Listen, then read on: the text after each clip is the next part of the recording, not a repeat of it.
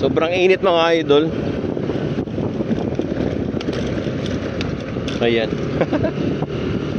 So gamit natin yung Infinix Zero Ultra.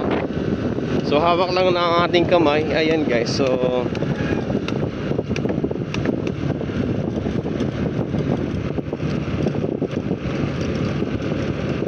diba? Maganda yung ano pag naka-on yung steady niya. So mayroon siyang stabilization. So sa 1080p. Ayan.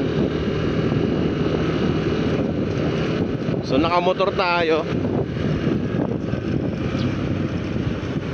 So try naman natin yung kung may stabilization yung ano guys, yung 4K resolution niya.